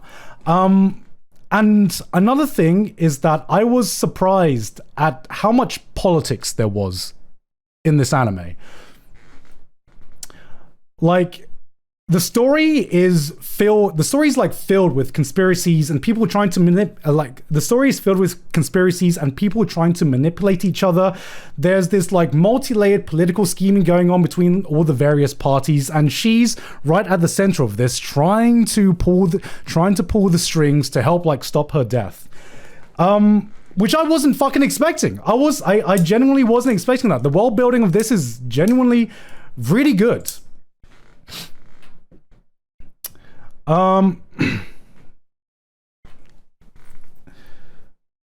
It kind of was what else was I gonna say about this? Oh yeah, where was I? The world building, yeah. So yeah, the world building does a good job of not info dumping you all of the information that the world is about. I think it does a good job at just kind of like leading you in and presenting you the information you need to know about all the political scheming that's happening, so it doesn't like overload you. And genuinely, it's really fucking good. I wasn't expecting this much political fantasy in my Otome game anime. I think the big difference is the fact that this is a manhwa instead of a manga. Because it definitely felt way more dramatic than you would have in your typical Otome game, which I think is a good thing for that. But it's one of those shows that I enjoy every week. I'm looking forward to seeing what the latest developments are. And the reason I put it at low A tier instead of like high B tier is because I came into this expecting to drop it, and I'm enjoying the fuck out of it. So because of the surprising expectations, it gets an A tier. So I'm going to say the name again in case you guys are interested. The reason why Raeliana ended up at the Duke's mansion. Why do all these have the fucking most awful name? But it's really good. It's really good. Just search up Raeliana. That's it. Horrible naming convention. I can't even remember this. The Marginal Service. I didn't fucking watch this. This one aired pretty late. Maho Shoujo Magical Destroyers. This is far and beyond my biggest disappointment of the season. It is my biggest disappointment of the season. I really, really wanted to like this. I wanted to like this so fucking much. Because it has one of the craziest concepts that's airing it has one of the craziest concepts that's airing this season, right? It's a concept where it is literally fucking weebs rise up. It is weebs rise up. Otakus, being an otaku and being a weeb has been made illegal, which it should be. They are right. And it's a group of weebs rising up. Hold on, who's messaging me?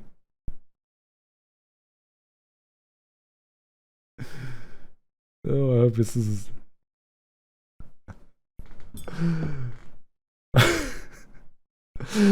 Yeah, so one of the reasons I wanted to like this so much is because it has such a banger OP and has such a banger ED as well. And the animation goes goddamn hard. It has one of the strongest visual identities of like any show this season. It's like a mix between Trigger, Gainax, Dead Leaves, all of that good shit. The people working on this actually fucking give a shit. They actually give a shit. And I could tell that they really, really give a shit. So it hurts that after episode 2, it just gets really stale and boring. And it's kind of like... It kind of feels like... No, it kind of feels like all style. And not really much substance in it. It feels like it's just, you know, oh, here's this quirky, weird show.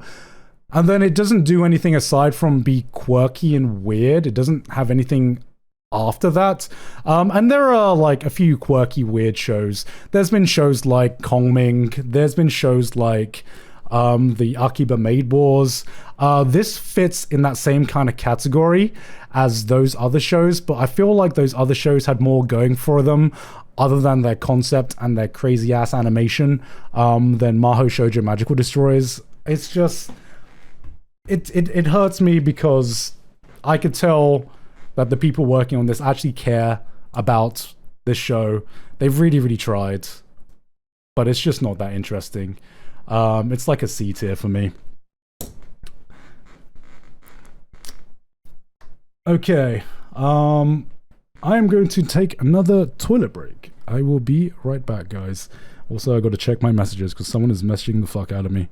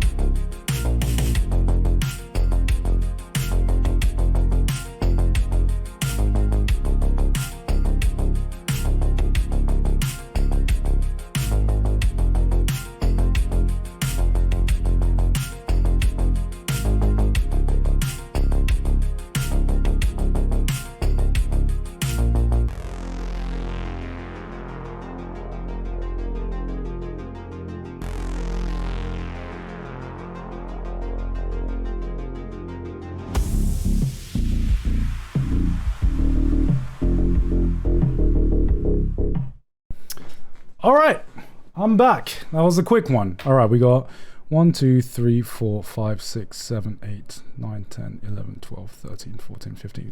Okay, so gonna rush through this a little bit because I do have something planned at around 11.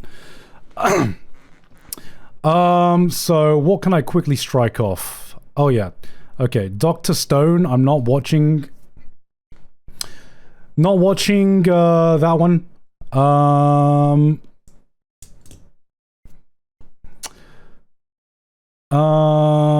What else?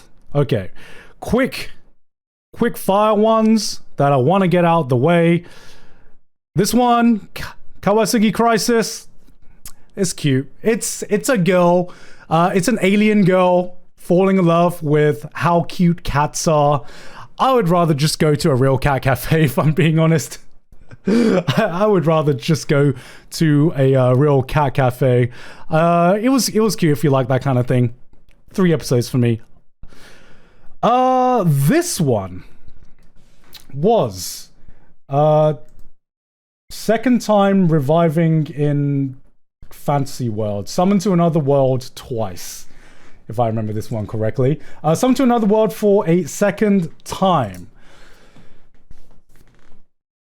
I genuinely thought that this one had an interesting concept. It really could have been way more interesting than it was, but this is the prime example of when you have an interesting concept, but the most boring fucking execution of all time. So you have a guy going through a new game plus for a world he's already saved.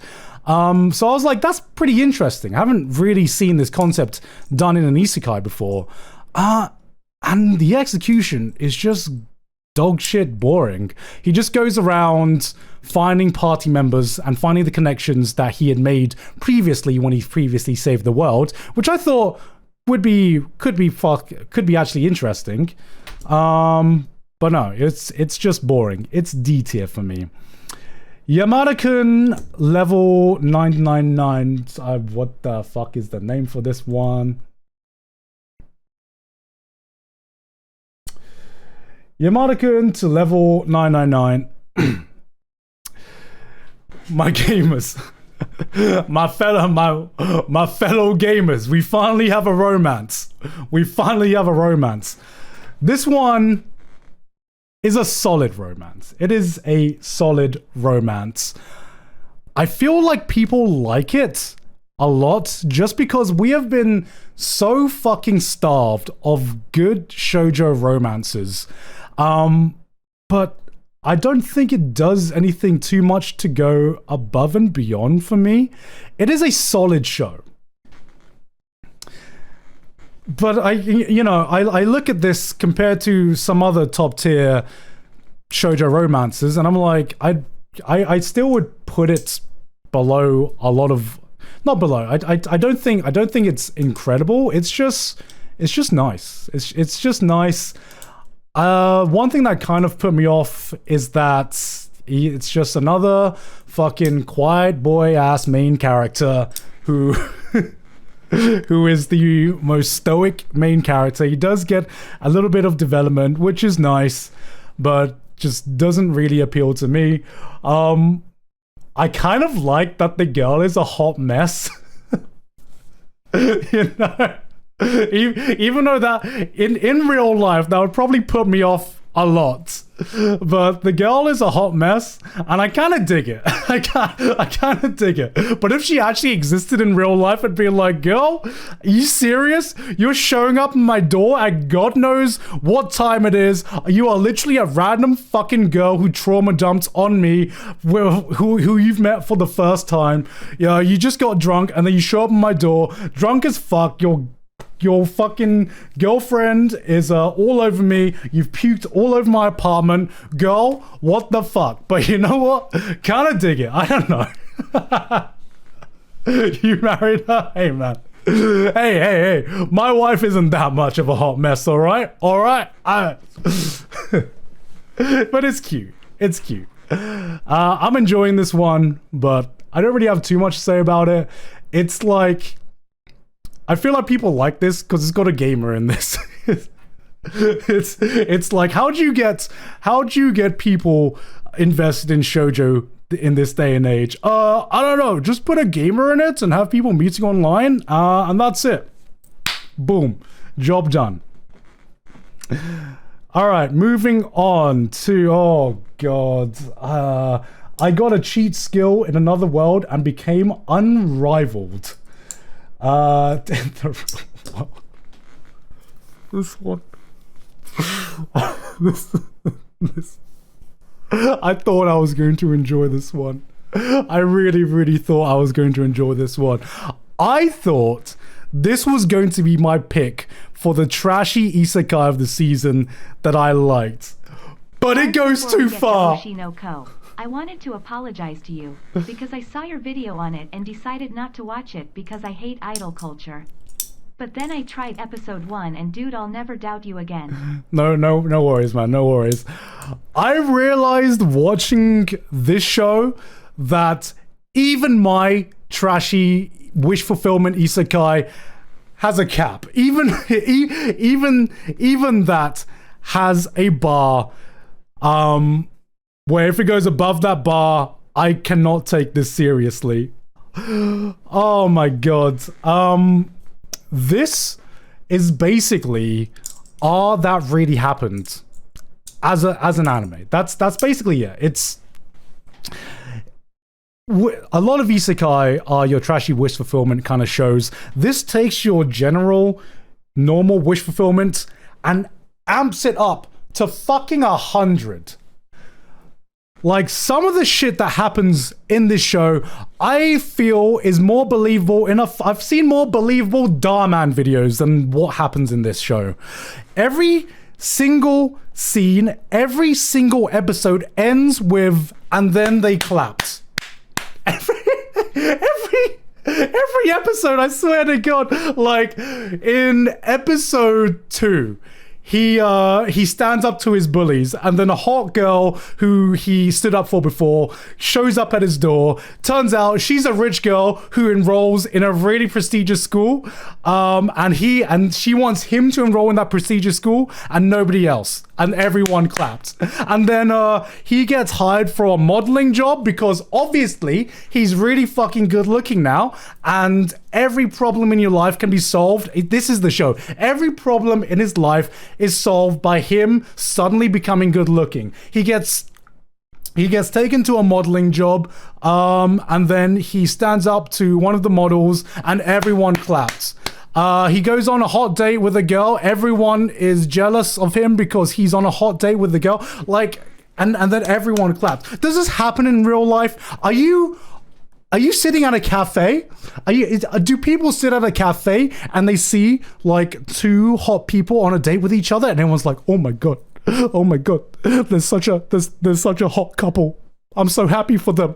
I'm so happy. Fuck off, they do. No, nobody claps at that. Everyone's like, fuck these two. Fuck these two. Why is that not me? Why is that not me? His legs are so... I completely forgot about that. So one of the compliments, one of the, you know that scene where it's like the transformation scene, right? The transformation scene. We've seen it all before. The hot guy or the hot girl takes off the glasses and suddenly they're hot, and they go into high school and people realize, oh no, they're hot. So one of the compliments one of the girls gives him is, oh my god, his legs are so long. That was it? That was the compliment? That's why he's a popular dude now? Oh, his legs are so long. Oh, I'm sorry. Where's my compliments? Where is my compliments? My legs are long. Look at that. Look how long these legs are. Where's my fucking Darman video?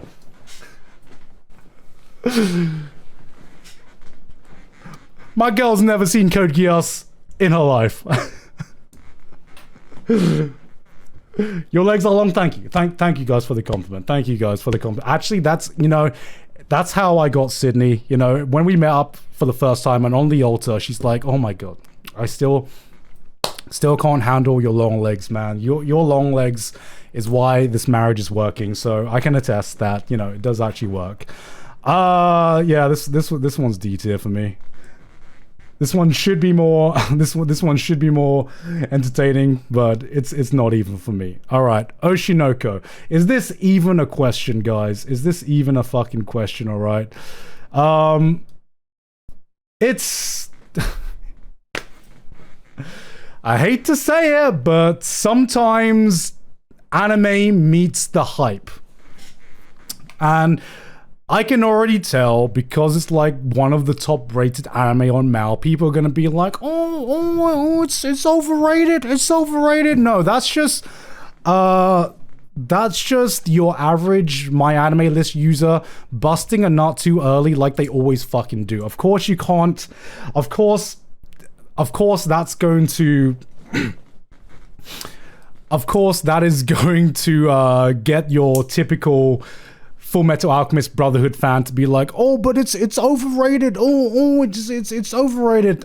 It's a fucking good show, guys. Can we just say it's a good show? It's a fucking great show without taking it 10 steps too far. Yeah, I don't have anything more to say about this show that I haven't already said. In fact, I believe that my words have been put on High Dive's website to sell this show. I got linked to a screenshot where High Dive, the official streaming service for the show, had used my quote as like part of their marketing in my main video. I shit you not, guys. I swear to God.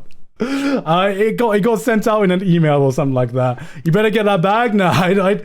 I mean, I'm happy for them to use my quote free of charge. I don't think my opinion matters that much that it should be put on fucking posters or anything like that. High Dive, I don't give a shit. Like, put whatever bullshit you want me. You put whatever bullshit I said on your poster. I don't really care. Show us.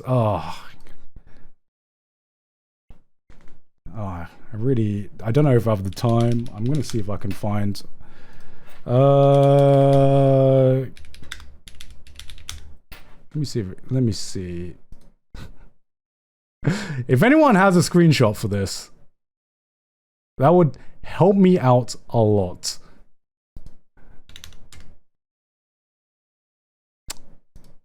Alright, can't find the person who tagged me, but you know what?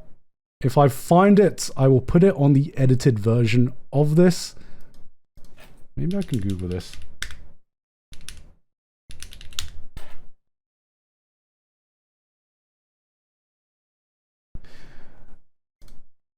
Unfortunately, I can't access High Dive right now because I'm in Japan.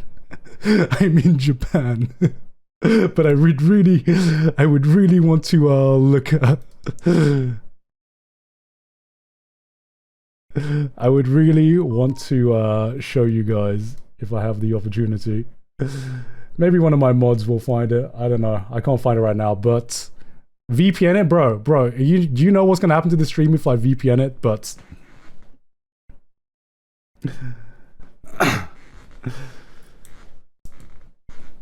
But yeah, as I was saying, Oshinoko, easy S tier, one of the best, if not the best anime airing this season. I've already sold it enough. It's been hyped up enough. I have nothing new to add to this. If you're not watching Oshinoko, what are you doing? Go watch it this season. It's really fucking good. All right. Moving on to Gundam the Witch from Mercury. And this is how you know. This is how you know this is a season full of fucking bangers. This is how you know this is a season full of bangers. Oh, Witch from Mercury has been so good. Has been so good. Oh my god. Gundam's back, baby. Gundam is back. Mecha. My love for mecha has been reignited. Committing war crimes. I got giant robots committing war crimes. I am satisfied. S tier. God. I have never been more happy to see war crimes being committed, man. I haven't been this happy since Attack on Titan, which isn't actually that long ago. Wait, does that say something about the anime community recently? It's like war crimes are happening. Yo, let's go fucking hide war crimes. But fuck yeah, The Witch from Mercury season 2 has been slapping harder than the ending of the ending of season 1 of Witch from Mercury. It is gone back to what I feel like is, let's say, more traditional pure Gundam. The first season kind of focused on a lot of the political and high school kind of politics. The corporate and high school politics with their world. And I feel like after it set everything up, season 2 has just gone off the rails, and it kind of reminds you, oh, this is a Gundam. Oh, this is a fucking Gundam. Okay. Oh, we got another bad parent. Oh, okay. There are so many good characters in this one. I'm not 100% sold on the main character just yet. Not 100% sold on the main character just yet. But fucking my boy. You know what makes up for that, man? You know what makes up for that? My boy Gil, man. What a Chad. What a fucking Chad, man. Oh man, yeah. This has been one of my favorite shows airing this season. It has hit the hype I thought it would hit at the end of season 1, and I honestly hope it continues. My biggest thing is that I don't know if this is going to be a 2-season kind of thing. Obviously, this is like season 2, but this kind of feels more like season part 2 of season 1. Hell is the real main character. He is, man. He is. What amazing development he's gotten so far. Sorry, someone messaged me.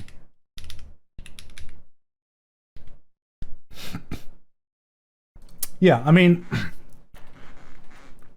what I will say is that I would be kind of surprised if they resolved everything within this season, actually. And I'd actually be kind of disappointed because the world that they've set up, the characters that they've set up, all the character developments that they've set up in this cast so far, I don't think can be or should be fully resolved in the next coming 5 episodes or something.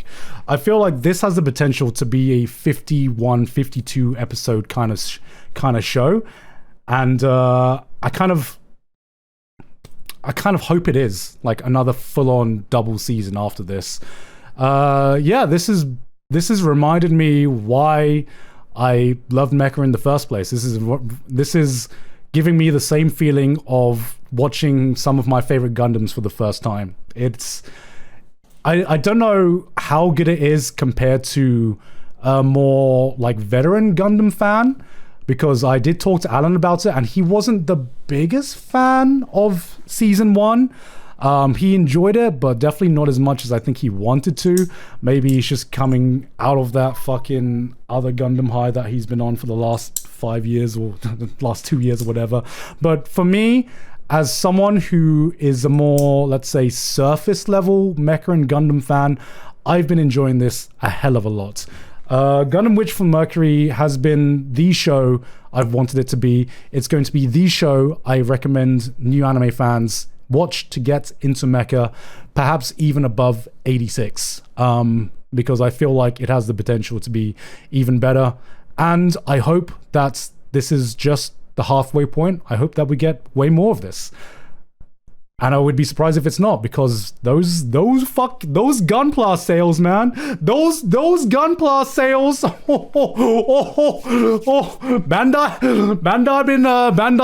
Bandai's been like, yo, is it payday? I think it's payday. But moving on. Okay. Speed running. Otonari no Ginga. Think this one was, I'll be honest, this one was kind of boring to me. This one was kind of boring. Didn't really have much to say about this. Dropped it after 3 episodes. Konosuba spin-off has honestly been good. It's been solid. It's not been anything more than solid to me. It's I still would prefer OG Konosuba to this one, but as a spin-off, it's done its job. It's solid. It's a solid one. A tier at least. I mean, I would, if this was another season of Konosuba, maybe. This one's been solid so far. Demon Slayer. all right. I needed the time for the soul. Hold on. Let me run through the rest of these so far before I get to the real big hitters. All right. Birdie Wing season 2. All I'll say about this. Wait, where? How much time do I have?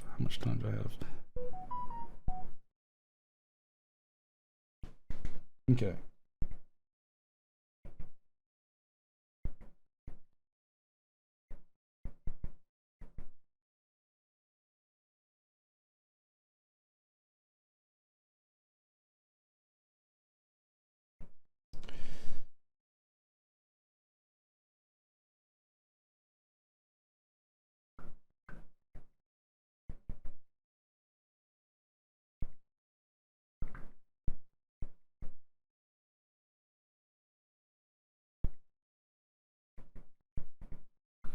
All right, got a little bit more time. Okay. So, Birdie Wing Season 2. More great Birdie Wing. What can I say? I'm not completely up to date with it right now, but I know Birdie Wing's one of those shows that I'm going to just marathon through again.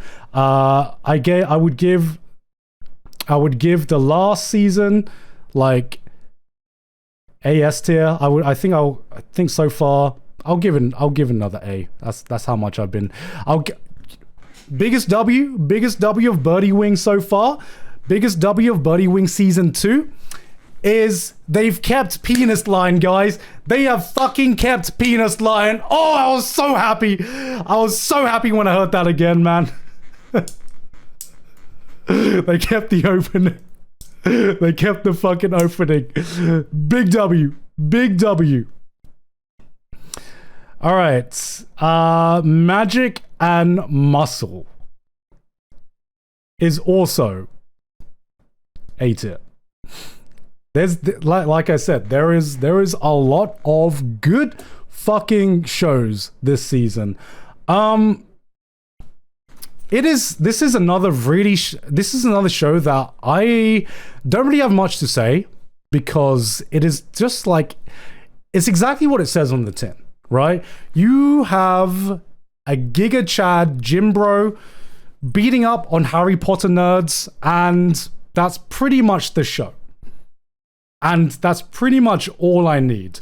It hasn't done anything extraordinary, but the concept alone has sold me on the show. And it's one of those shows that kind of like, I need to marathon this show, because one episode is not enough. One episode is kind of like, it's kind of like eating popcorn. You can never eat one popcorn at a time. You're like, oh, okay, well that felt like that lasted 5 minutes. Let me eat another popcorn. Let me eat another popcorn. It's a mix between like Mob Psycho 100 and One Punch Man and Harry Potter, and it takes a amalgamation of all of those different shows, and it puts its own spin on it. I will say it's funny how much this is basically Harry Potter. I mean, we've seen wizard schools before.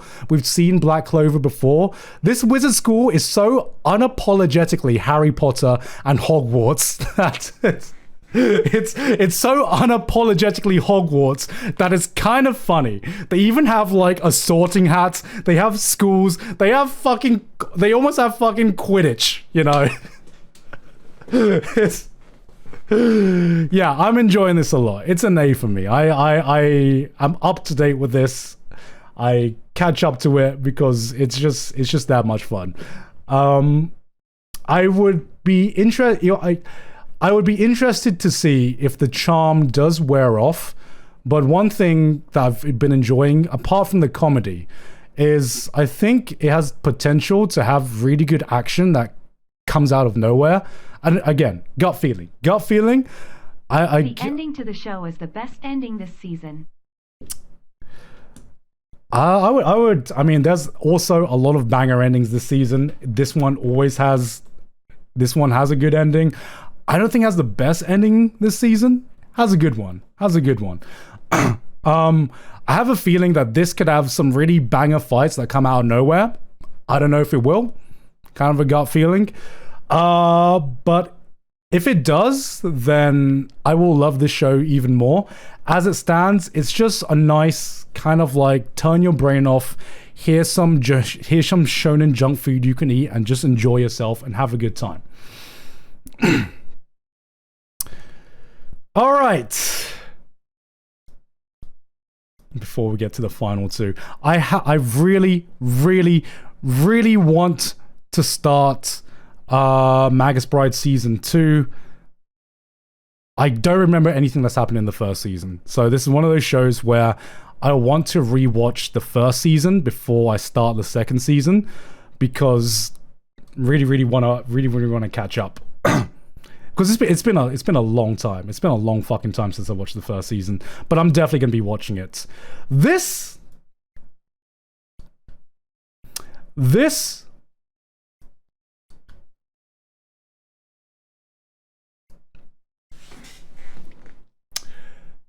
This has been my biggest fucking surprise this season. Remember when I said that I got reincarnated in another world? No. I got a cheat skill in another world and became unrivaled in the real world as well. I thought that was going to be my trashy pick of the season. Turns out it was this. This has been my trashy isekai pick of the season. People are saying S. People are saying S. I wouldn't fucking go that far. But for me, it's a high B. I did not think I would enjoy the show this much. This has been so bad, it's good kind of show. It has got some of the worst CG I've ever seen in an anime. I'm not joking. It has got some of the worst fucking CG I have ever seen in an anime. But the more you watch, the more you realize I think it's kind of bad on purpose. There is this one scene where there's like this guy farming on a tractor, and it's literally, they literally put a filter over, like out of nowhere, they put a real light, they put an anime filter, they put a fucking TikTok filter over a guy on a tractor, and they have like an anime filter on his face, and they just called that animation. and it got a fucking laugh out of me. So what is this show called again? If you want the name, I forgot to get the name out of this. Fuck, there's so many fucking shows this season. Oh, fuck. Kamikatsu. Okay, that's it. Kamikatsu. So Kamikatsu is what happens when a studio knows what their strengths are and they play to those strengths. They knew that maybe they couldn't get amazing looking CG, so they just put the worst CG imaginable. And they put all their efforts into making the comedy hit, which is the big thing. This is funny. It's a genuinely funny show. It's not trying to be funny. It's not trying to be anime funny. It to me, it's genuinely funny. It's the punchlines actually hit. It is a show that has a really creative use of its budget, and when the animation does need to hit, it's not like the most amazing animation in the world, but it definitely doesn't look as bad as the bad looking CG. It's possible, but what was I gonna say about this? This is basically what happens if a studio just shitposts. It's a massive shitpost towards isekai, and I kind of dig it. You would think that a show that looks this bad kind of has us laughing at the show, but the most amazing thing about this is that I'm never laughing at the show, I'm laughing with the show. So they obviously know what they're doing. If you want your trashy isekai pick of the season, watch Kamikatsu. Aside from the comedy, genuinely has one of the most interesting isekai concepts I've seen recently. Basically, the main character got isekai'd in a world where religion and gods don't exist, and he finds out that there is a god in this world, but the goddess's power level is directly tied with how many followers his religion can get. So he has to think of every underhanded tactic under the sun to convince everyone in this world to join his religion. And genuinely, that's a really cool fucking concept. It's an interesting concept. The comedy actually hits, and yeah, I highly recommend it. Go watch it. It's my trashy. If you're an isekai trash man, this isn't going to convince other people who don't like Isekai to watch this show. But if you're an Isekai trash man like me, trust me, give this one a shot. I reckon you'll enjoy it.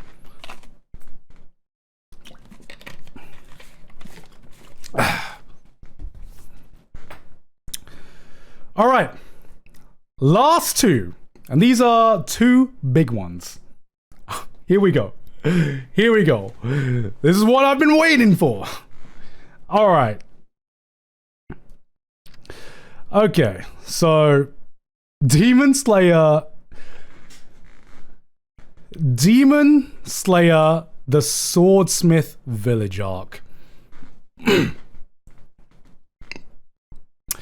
So, every single season, I come in wanting to hate Demon Slayer. I not hate Demon Slayer. I come in wanting to think I've sussed you out. I know everything to expect. But every season so far, it's gone and done something that has dropped my jaw to the floor. It's gone and surprised me and gone and given me unbelievably high levels of hype. This is the first season that so far has not done that. Yet. It has not done that. It has been solid. It has been solid and good, but I would be lying if it's been anything but a high B or low A tier. Animation is again really, really fucking good. And for that reason, I'm gonna give it a low A tier. It's above all. I've enjoyed it more than all of these shows. It's more like a B plus for me or an A minus for me. But that looks more about right to me. That looks more about right. Having said this, it's 9. I believe episode 9 is the latest episode that's aired so far. So I have a feeling that there could be something within the last 3-4 episodes that could push it up to a higher ranking, because Demon Slayer, if it follows previous seasons, Demon Slayer has always ended on an absolute fucking banger. Demon Slayer has always, its last episode has always ended on a banger, and the one thing that I've learned is you should never discount Demon Slayer, okay? You should never ever discount Demon Slayer. But so far, we are 9 episodes in, and I haven't really had a holy shit moment. If anything, this season of Demon Slayer has been most comparable to, I would say, the first half of Demon Slayer season 1. You know? It's good. I've enjoyed it. It's good animation, but nothing that has blown my mind or nothing that has made me go, holy shit, this is amazing. Like I said, could go up, maybe, but this has definitely been a step down from season 2 and even the Mugen Train arc. Season 2 had some amazingly creative fight scenes, some amazingly cool fight scenes with 3 things going on at once, and I think this one has just been, Demon Slayer has always been simple, but it's not really done anything new for Demon Slayer at all, and it's not been surprising at all. It's just been the Demon Slayer we all expected so far. So yeah, that was it. That was it for Demon Slayer. What can I say? I'm still waiting. So we finally get to end things off with Vinland Saga. All right, guys, if you have disagreed with anything I've said today, if you have thought I've misplaced one of your favorite anime, or if you think I have just made a bad list in general, it's okay. You're not my enemy. I have no enemies. It's all good. It's all good. All water under the bridge. I am fine with that. I bear no hatred towards you. If you want to put Demon Slayer in S tier, if you want to put Oshinoko in D tier, I bear no hatred towards you. You are not my enemy. It's okay, because we can all agree. We agree that Vinland Saga is S tier. It is continuing to be an absolute fucking masterpiece. It is.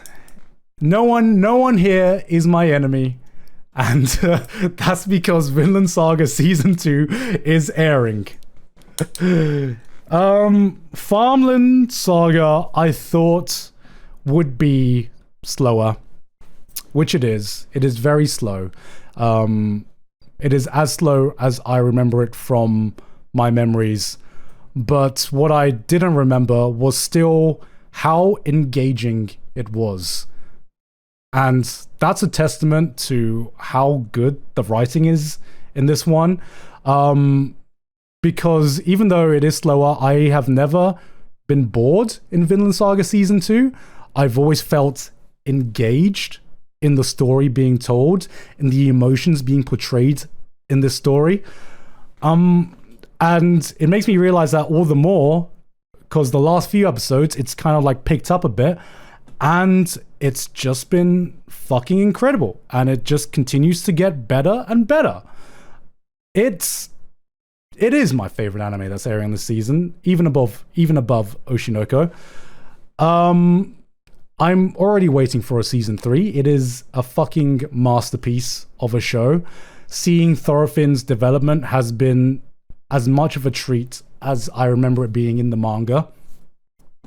And seeing his journey and seeing the juxtaposition between Knut's journey and decisions that he's made during the story, during his own personal story, has been such a joy to see. You will not see many stories, many anime in your lives that hit an emotion and give you a story that has such a beautiful meaning behind it. As much as Vinland Saga, I have a feeling that once again it's going to be one of the best stories told this decade. And if you agree and if you disagree with that, it's okay. We have no enemies here. You are fine to do so. And that has been my fall 2023 anime season chart. What a fucking way to end that. I kind of lucky that Vinland Saga ended all that, but I think regardless of if you agree to my rankings or not, this has been an incredible fucking season, and I hope that that kind of reflects in all of the rankings I've given today. It's really, really fucking stacked. It's so stacked. But that was it for my fall 2023 anime charts.